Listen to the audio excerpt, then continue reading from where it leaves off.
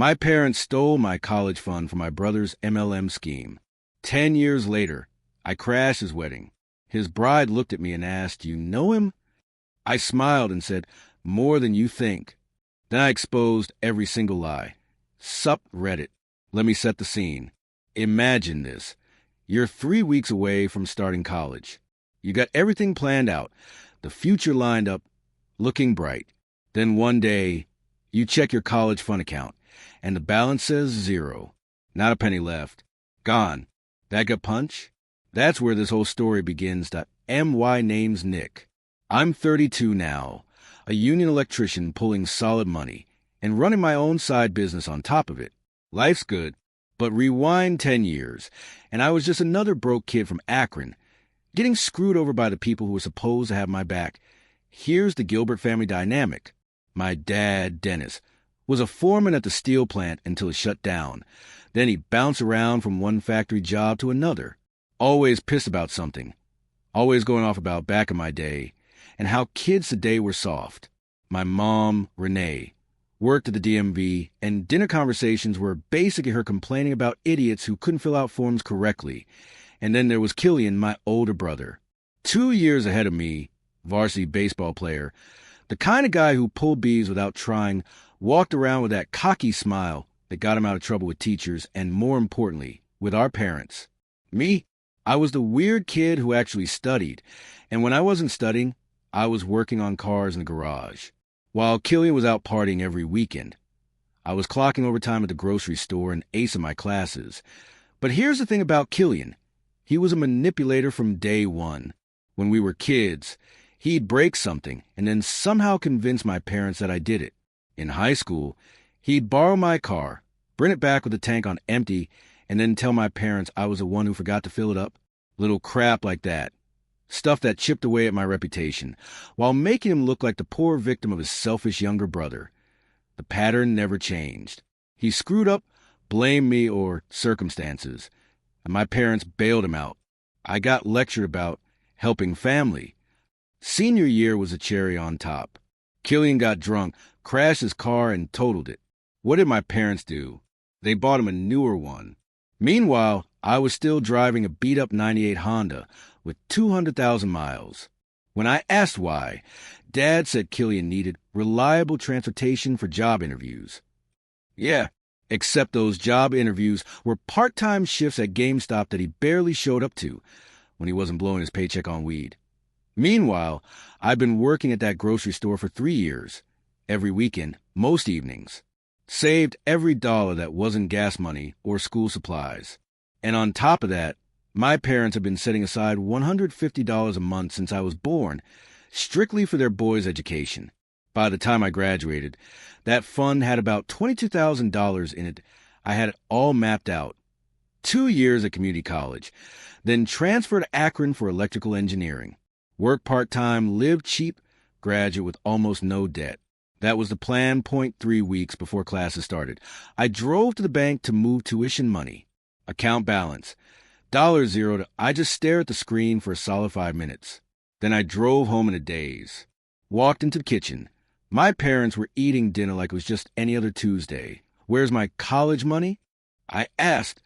Mom didn't even look up from her meatloaf. We had to make an investment. What investment? Killian's business opportunity. He's going to pay it back with interest. That's when they dropped the bomb. Killian's revolutionary business venture. After barely graduating high school, Killian bounced between jobs. Never lasted more than 6 months anywhere, because showing up on time was apparently rocket science. But he always had big dreams and even bigger excuses. And then, some guy at a bar told him about selling premium car care products, not running a detailing business. Oh no, this was about recruiting people to sell products under you, while you sit back and collect commissions. Classic MLM garbage, with a $25,000 buy-in. It's not like those pyramid schemes, Dad insisted. This one's legitimate. Your brother's got the personality to make it work. What about my college? I asked. Community college is plenty good. Dad shot back. You can work while you study. Builds character. I looked over at Killian. He was scrolling on his phone, not even pretending to care. You stole my college fund. I said. He looked up with that smug, crap-eating grin. Borrowed, bro. I'll pay it back in 6 months when I'm pulling $5,000 a month. Then I'll help you with your little electrical school thing. My little electrical school thing. What if your business fails? I asked. It won't, he shrugged, like the idea was laughable. I'm not like those losers who couldn't make it work. I actually understand people, right? This, coming from the guy who got fired from GameStop for showing up high. Mom, Dad, this is my money, my college fund. You can't just give it away. That's when Dad's face went red. Watch your tone, boy. This family makes decisions together. And we decided Killian's opportunity was best for everyone. Best for Killian, you mean? Best for the family. Mom snapped. Killian's going to make enough to help everyone. Your college can wait a year or two. A year or two. Like my future was some casual side project they could just pause that. I asked if they could at least spot me a couple grand so I could cover community college tuition. Dad laughed in my face. You want us to pay for college twice? Learn some responsibility. Get a job, save up, pay your own way like I did. Never mind that Dad dropped out of high school to work at the steel plant. Killian was still smirking at his phone. Chill out, Nick. It's not like you're smart enough for engineering anyway. This MLM thing's way more advanced than what they teach in school. That's when I snapped. I told them exactly what I thought of their golden boy favoritism. Told them Killian's business opportunity was obvious garbage that any idiot could spot. Told them they were stealing from their own son just to bankroll a proven loser's delusions. Dad stood up, puffed his chest out. You watch how you talk about your brother, and you watch how you talk to us. This is our house, our rules, and my money that you stole, I cut in. That's when he delivered the line that changed everything. If you can't support your family's decisions, maybe you should find somewhere else to live until you learn some respect. You're kicking me out? I'm telling you to adjust your attitude, or find somewhere else to do your complaining. Killian grinned through the whole thing, loving it. Probably knew that if I was gone, he'd have full control over Mom and Dad with no one there call out his BS. So I went upstairs, packed my life into 3 bags, clothes, tools, a few books. I had maybe $800 saved from grocery store shifts. Came back down. Killian had already disappeared, probably all bragging to his buddies about how he got me kicked out. Mom was fake crying. Dad was still strutting around like an angry rooster. You'll be back, he said, soon as you realize how good you had it here. I stopped at the door.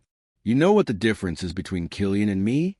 I actually work for what I want, instead of stealing it from family. Get out, Dad snapped, and I did, standing in that driveway with everything I owned stuffed into bags. I made myself a promise. I was going to make it. I was going to be so successful they'd choke on this decision for the rest of their lives. August 23rd, 2012, the day I stopped being their son and started being my own man. The first year? Pure hell. I crashed on my buddy Evan's couch for 4 months while saving every penny I could. Evan didn't ask questions, just saw me show up with garbage bags full of clothes and pure rage in my eyes. I enrolled at community college. 2 classes at a time, whatever I could afford. Worked 40 hours at the grocery store. Picked up odd jobs fixing cars and doing basic electrical work on weekends. That electrical work? That's where I found my groove. Started with simple stuff. Rewiring outlets, installing ceiling fans, basic residential repairs. Word spread fast when you actually show up on time and don't try to rip people off. By year 2, I had enough side work to quit the grocery store. Moved into a cheap apartment. Started calling myself Gilbert Electric. Applied to the IBW apprenticeship program and got in. 4 years of training, guaranteed work, pension, benefits. The kind of stable career my parents claimed to respect, but never once supported when it was me choosing it. Here's what I learned about the trades. You don't need a business degree to run wire or troubleshoot electrical systems. You just need to show up, work hard, and not be an idiot. The apprenticeship was tough but fair. Up at 5 a.m., working all day under journeymen who had zero tolerance for mistakes or excuses.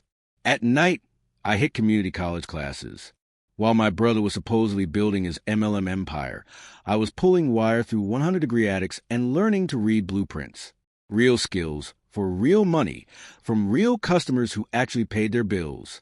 By year 3, contractors were specifically requesting me for jobs. In the trades, having a reputation for showing up when you say you will and doing quality work, that alone puts you in the top 10%. That's what I built. I started offering weekend electrical work for small businesses and residential customers, upgrading panels, installing new circuits, LED retrofits. By the time I wrapped up my apprenticeship, I was a journeyman electrician with my own customer base and enough savings to buy a work van. Then I landed a job with the city, doing maintenance on traffic signals and street lighting. A union gig, health insurance, pension, overtime opportunities. Base salary was $68,000 before overtime, which was solid money in Ohio. But the real money? My side business. Evenings and weekends, I was still doing electrical work for residential and commercial clients. Word of mouth spread fast. Repeat customers kept coming back, and the whole thing grew faster than I could handle alone.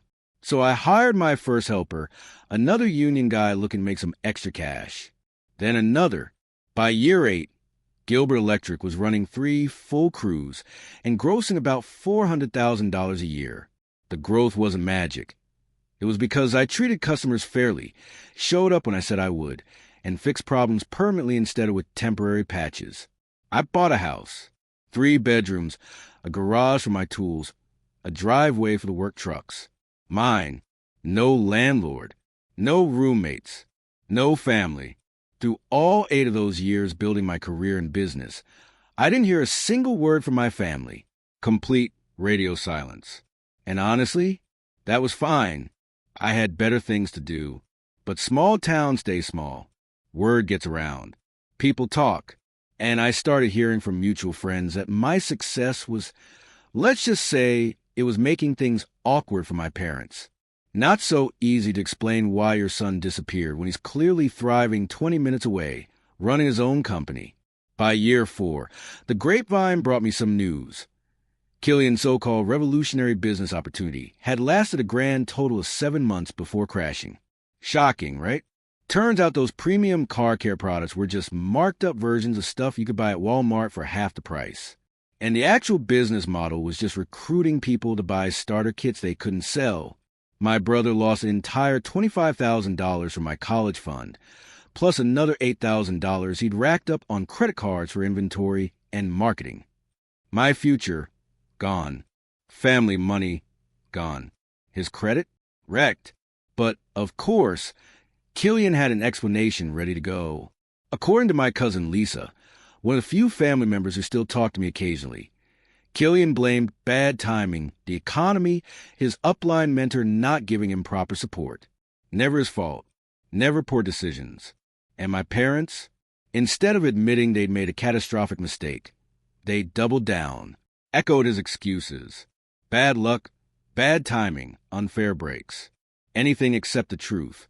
Lisa told me Killian had moved back home after losing his apartment at 25, living in his childhood bedroom again. Meanwhile, I was out here running my own business. She also said, "Your parents keep asking if anyone's heard from you. They're worried you're homeless or on drugs." I laughed. Of course, because in their minds, those were the only possible explanations. What do you tell them? I asked. Lisa said, that you're doing fine and just don't want to talk. But they don't believe me. They think I'm covering for you to spare their feelings. That was how my parents processed it. In their world, I couldn't possibly be thriving without them. So I must be failing, too ashamed to admit it. Meanwhile, Killian kept bouncing between jobs. Wireless phone sales lasted 4 months. Assistant manager at a pizza place. 6 months. Car salesman? Fired after 3 weeks for not showing up. And it didn't stop there. The pattern escalated. He wasn't just failing upward within the family anymore. He was dragging my parents down with him. By year 5, Lisa told me Killian had totaled another car, rear-ended someone while texting. DUI charge got reduced to reckless driving, but insurance dropped him. So what happened? My parents added him to their policy and co-signed another loan. Lisa's word stuck with me. Your mom's working overtime to help cover Killian's expenses. Your dad picked up weekend security shifts. They're pushing 60, working extra jobs to subsidize their 27-year-old son's inability to function like an adult. By year 8, the update was that Killian was dating a woman with 2 kids from previous relationships. Within 6 months, she was pregnant. They got engaged. Killian, the guy who couldn't keep a job, couldn't manage his own money, was about to become responsible for 3 kids. My parents? Ecstatic. To them, this was proof Killian was settling down, maturing, becoming a family man. I mentioned it to Evan, my buddy who'd known Killian since high school. Didn't Killian cheat on every girlfriend he ever had? I asked. Every single one we knew about. Evan said, and now he's getting married? Some people never learn. Then came the wedding invitation. It showed up on a Tuesday, addressed to my business. Somebody had done their homework to track down my company address, since I'd moved twice and never gave my parents forwarding information. The invitation was expensive, fancy paper, embossed printing. Venue was a country club outside town, the kind of wedding that costs serious money. My first instinct was to toss it. Second was to laugh. Third was curiosity. After 8 years of silence, why invite me now? My girlfriend, looked over my shoulder as I read it. We'd been together 2 years by then. She knew the whole story, never pressured me to reconcile. Are you going? She asked. I shouldn't, I said. That's not what I asked. I leaned back. Part of me wants to see what Killian's been up to. See what kind of woman marries a guy like that. See what my parents tell people about their missing son. And the other part of me thinks it's a terrible idea that'll just blow up into drama. Now it was quiet for a second. Then she said, When's the last time you talked to anyone in your family? Don't you wonder what they say about you? What people think happened? And I did wonder. Small town. Everybody knows everybody's business. My disappearance couldn't have gone unnoticed. I think you should do whatever feels right, she added. But Nick, you built something real. You don't owe anyone an apology. The more I thought about it, the more curious I got. 8 years is a long time. I'd gone from broke dropout to successful business owner. What had Killian done with his head start and my college fund? And yeah, part of me wanted them to see that I'd survived their betrayal just fine. Not to rub it in. Okay, maybe a little to rub it in. But to show them throwing me out was their loss, not mine. So I RSVP'd for 2. Decided to make a proper showing of it. I did a little digging on Killian's fiancée, Camila. She was a high school dropout, worked various retail jobs. 2 kids from 2 different fathers. Not judging her life choices, but it definitely didn't match the settling down with a responsible woman story my parents were probably selling. The week before the wedding, I cleaned out my work van, made sure my business cards were up to date. Nara raised an eyebrow when she saw me organizing my wallet. You planning on handing out business cards at the reception? Just being prepared. You know this might be petty, right? Completely. You got a problem with that? She grinned. Not even a little. Honestly, I'm excited to see how this plays out. On the big day, we drove to the wedding in my personal truck, a newer F-150. Now looked amazing in her dress. I wore a decent suit. We looked like people who had their lives together. The church, St. Mary's Catholic, was packed. Killian apparently had more friends than I remembered, or maybe Camila's family was just big. Either way, there were about 150 people there. And it wasn't some budget ceremony. This was expensive. We found seats near the back where I could watch without drawing attention. From there, I spotted my parents in the front row. Dad's hair was fully gray now. Mom had a new dress, but she looked older. Music started. Killian appeared at the altar looking nervous as hell. He still had that cocky expression, but now it looked desperate, like he was trying to convince himself this was a good idea. His best man was Eddie from high school. Figures. Eddie was always Killian's enabler, the guy who cheered on his worst decisions and helped him dodge consequences. The wedding march started. Camila walked in. During the ceremony, I found myself watching the crowd more than the couple. Killian kept glancing around like he was begging for approval. When his eyes finally landed on me, his face went pale. He actually stumbled over his vows. Good. Let him know I was there. When they kissed and the crowd applauded, I caught my mom turning to scan the room. Her eyes found mine, and she gasped loud enough for people to notice. Dad followed her gaze, and his face cycled through shock, anger, confusion. They had clearly not expected me to show up. Probably sent the invitation out of obligation or family pressure, figuring I'd ignore it. Now leaned over. Think they're happy to see you? About as happy as I expected, I said. As people filed out toward the reception, I watched my parents pull Killian and Camilla aside for an urgent conversation. Killian kept pointing in my direction. Camilla looked confused. My parents looked like they were trying to manage a crisis. Want to go say hello? Nah, asked. Let's see how long it takes them to come to us. The reception was at Pine Grove Country Club, 20 minutes away. Nah, and I took our time, grabbed coffee, let everyone else get settled first. Cocktail hour was on the outdoor patio, overlooking the golf course. Open bar, past appetizers, a string quartet in the corner. The whole thing had that we spent big for appearances vibe. Killian and Camilla had gone all out for this performance. I found a spot near the bar, close enough to see, but far enough not to stick out. That's when I started noticing the crowd dynamics. Camilla's family was clustered together on one side, working-class folks who'd clearly stretched their budgets for nice clothes and wedding gifts. Killian's friends? Same crew from high school. Most of them looked like they'd peaked at 18 and had been sliding downhill ever since.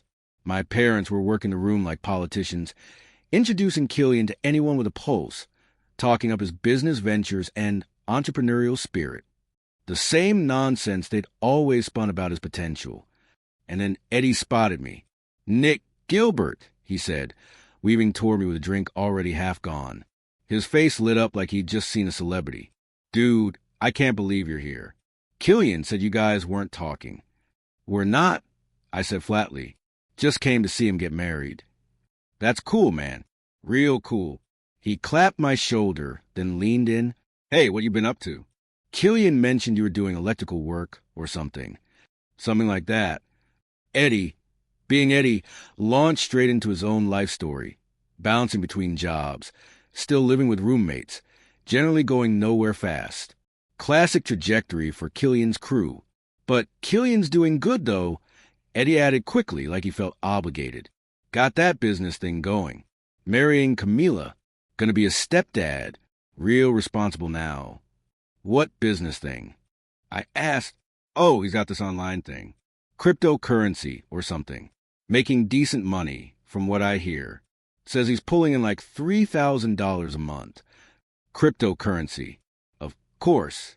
From MLM car products to crypto speculation. From one get-rich-quick scheme to another.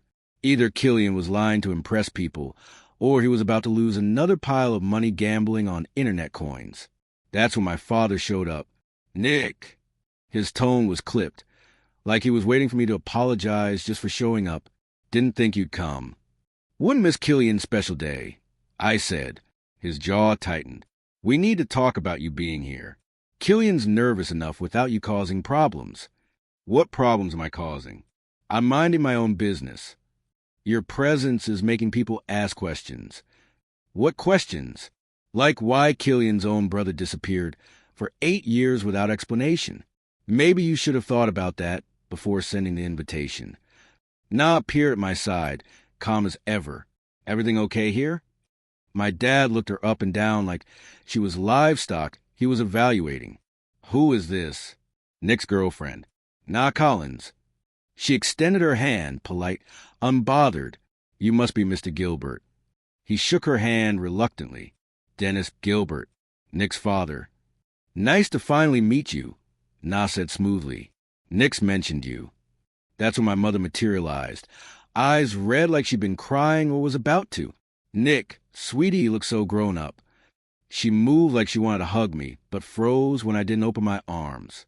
"We've missed you so much." "Have you?" "Of course we have. We're family. Family doesn't stop loving each other just because of disagreements. Where have you been living? We've been so worried. Nobody knew where you went. Before I could answer, Killian appeared with Camila on his arm. 8 years had not been kind to him.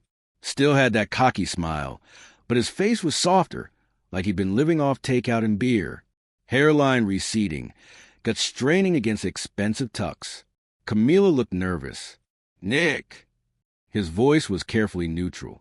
Thanks for coming. Congratulations. Thanks. Listen, I know things were weird when you left, but I'm glad you're here. Families should be together for stuff like this. When I left, I raised an eyebrow.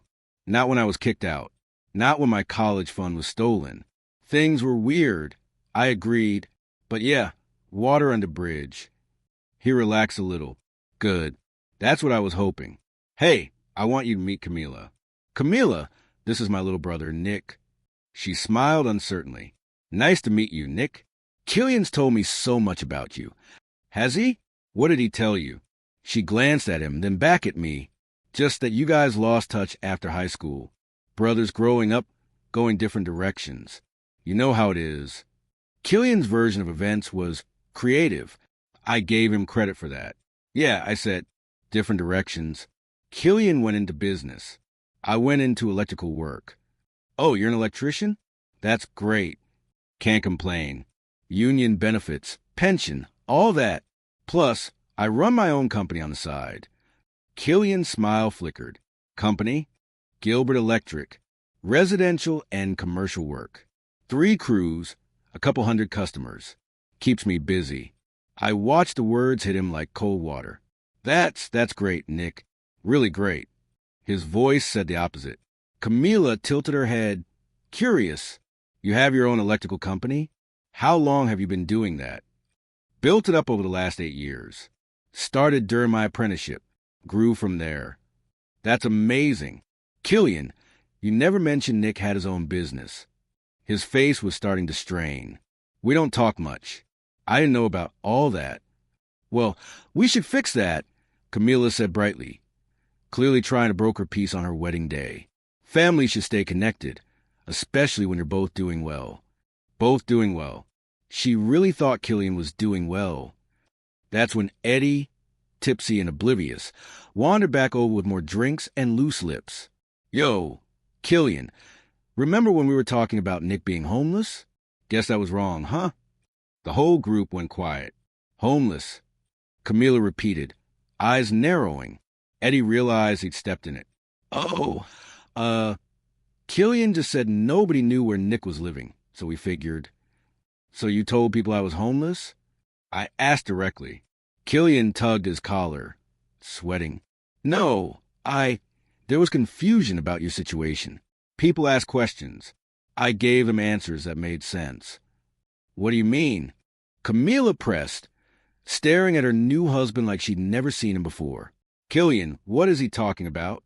Before he could spin another lie, my cousin Lisa appeared, practically glowing.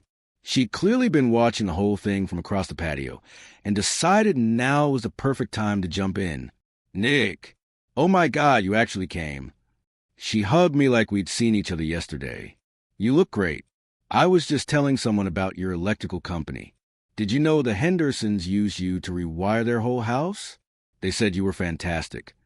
Killian's face went another shade paler. The Hendersons? Camila asked, our neighbors? The Hendersons? Yeah, Lisa chirped, oblivious to the tension. They couldn't stop talking about how professional Nick's crew was. Said it was the best contractor experience they'd ever had. My parents had gone very quiet, probably realizing this whole thing was slipping out of their control. Killian, Camila said slowly, didn't you tell me Nick was working at a gas station? That was a long time ago. You said he dropped out of community college and couldn't keep a job. The silence grew heavier. Na stood beside me, watching it unfold like a car wreck in slow motion. Lisa, still clueless, kept talking. Oh, no. Nick graduated from community college, then went through the electrical apprenticeship. Union journeyman, now owns Gilbert Electric. Does really good work, from what everyone says. Camila turned sharply to my parents. Mr. and Mrs. Gilbert, didn't you tell me Nick had problems? That he disappeared because of drug issues? My mother's face went white. We didn't know where he was. My dad said defensively, when someone disappears without explanation, you worry about all kinds of things. I didn't disappear without explanation, I said quietly. I left because you kicked me out. Silence. We did not kick you out. My dad snapped. You told me if I couldn't respect family decisions, I could find somewhere else to live. What would you call that? Camila's eyes darted between us. Wait, family decisions about what? And there it was, the moment of truth. I could have taken a high road. Let Killian keep his secrets. Avoided blowing up Camila's wedding day. But looking at him sweating, panicking, already calculating how to spin this disaster, made the choice easy. About my college fund, I said, the $22,000 they gave Killian for his business venture. Camila froze. What business venture? Killian looked cornered. Camila, it's complicated. Tell me, what business venture? The car detailing thing. Eddie blurted out helpfully. The MLM deal that went south. And just like that, it was all out in the open. The silence that followed was the kind you feel in your chest. MLM deal?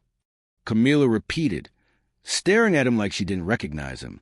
Killian looked like he wanted to crawl under the patio. Camila, let's talk about this later. No, let's talk about it now. What MLM deal? My parents exchanged panicked looks, realizing their narrative had just shattered in public. Lisa finally caught the tension and tried to back away, but Camila grabbed her arm. Lisa, what do you know about this? Lisa glanced around nervously. Well, I heard Killian lost some money on a business thing a few years back. And what does that have to do with Nick's college fund? She asked. I answered flatly. Killian convinced our parents to invest my entire college fund in a multi-level marketing scheme selling car care products. $22,000. Money that was supposed to pay for my education. Gone. Used to buy Killian a franchise in what was basically a pyramid scheme. Her face cycled through disbelief, horror, and then rage. You took your brother's college money? It wasn't like that, Killian said desperately. It was a family investment. I was going to pay it back. How much did you pay back? Camila pressed.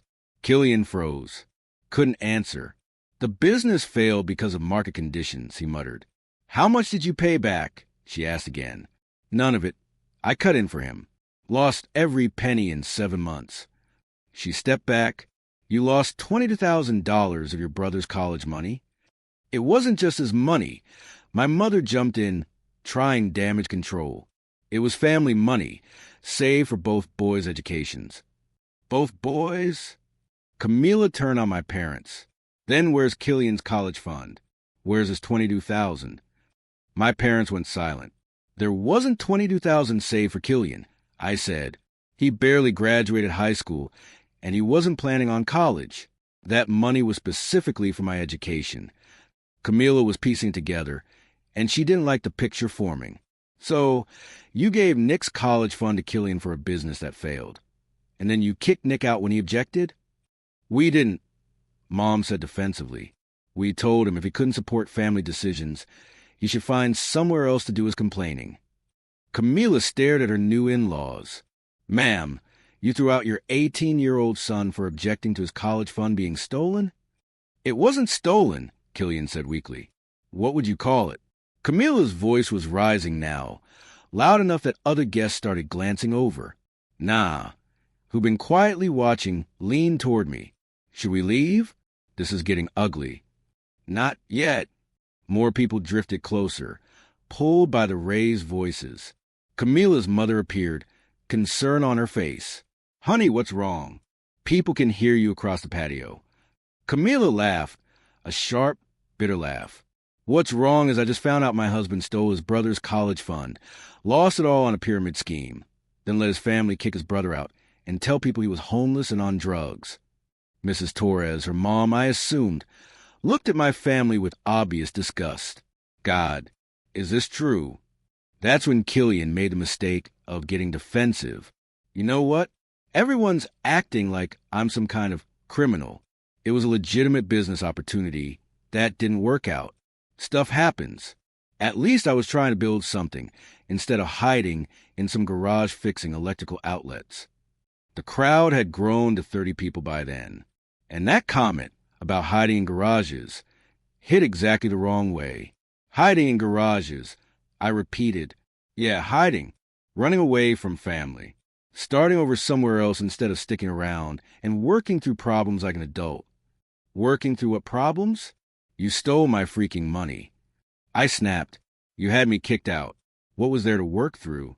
You could have supported my business instead of tearing it down before it had a chance. I could have supported the pyramid scheme that stole my future. It wasn't a pyramid scheme. That's when Eddie, drunk, loud, and helpful as always, cut in. Dude, yes it was. You had to recruit other people to buy starter kits, and you made money from their purchases. That's literally a pyramid scheme. Killian turned on his best man. Shut up, Eddie. Camila was staring at her husband with growing horror. On her wedding day, in front of her entire family, she was discovering the man she married was a liar, a thief, and an idiot who fell for obvious scams. Killian, she said, her voice low and sharp, we need to talk. Right now.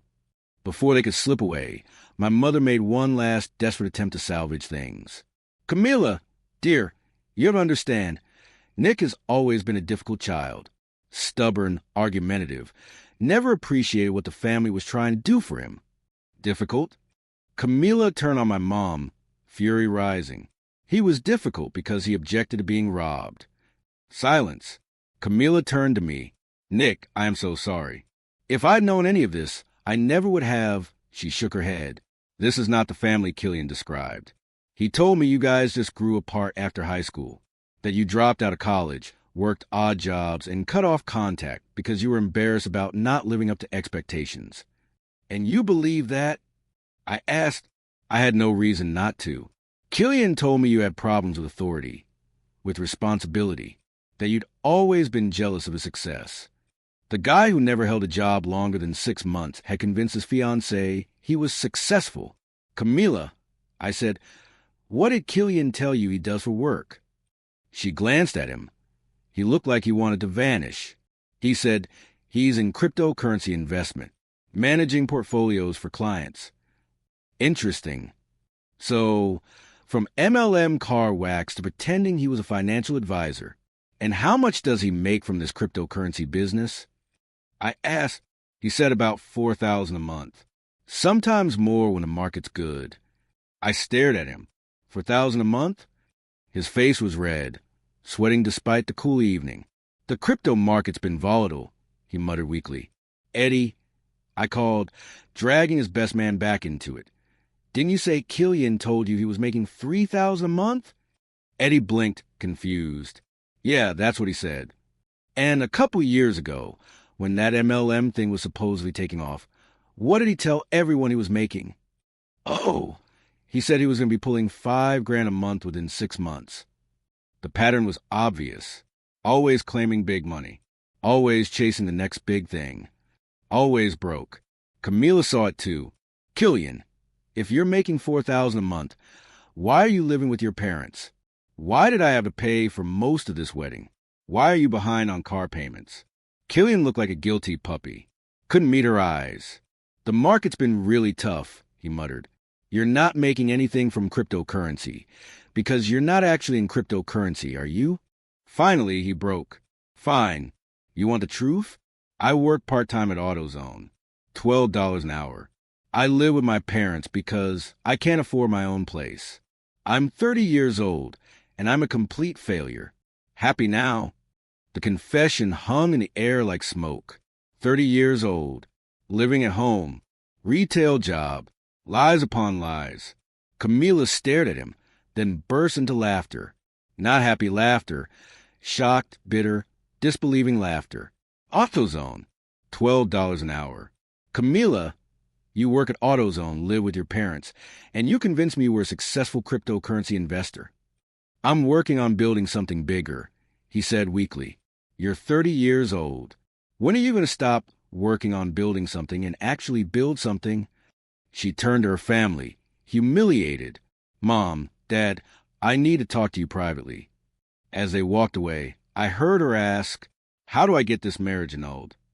Killian stood there in his tuxedo, watching his wedding collapse in real time. His friends backed off. My parents huddled together, defeated. Guests started slipping out. Nick, he whispered, I'm sorry. I messed up. I looked at him. This was a 30-year-old man whose entire life was built on lies, failures, and family handouts. Yeah, I said. You did. Is there any way we can fix this? Fix what exactly? Your marriage. I mean, between us, brothers. I thought about it. 8 years of clawing my way up, building something real, while Killian chased fantasies and dragged us all down. 8 years of being punished because my parents chose him over me. Killian, here's the thing, I said quietly. I don't need you anymore. I don't need this family anymore. You guys made that clear a long time ago. But we're family. Family? My ass. Silence. Nina appeared at my side. Ready to go? Yeah, I've seen enough. We walked toward the parking lot. Behind me, I heard my mother calling. Nick. Son, wait. I ignored her. Nah, and I got in the truck and drove away, leaving them to deal with the wreckage of their golden son. 3 months later, Lisa told me Camila had the marriage annulled. Killian was still at my parents' house, still working AutoZone. My parents reached out a few times. I never responded. Some bridges, once burned, aren't worth rebuilding. Nah, and I got engaged last month. Simple proposal. No drama. Just 2 people who chose each other and built something real. I didn't invite my family. YouTube just dropped this new hype feature. If you're hooked on this story, smash that hype button. It tells YouTube, this video deserves to blow up, and it keeps even crazier stories coming your way.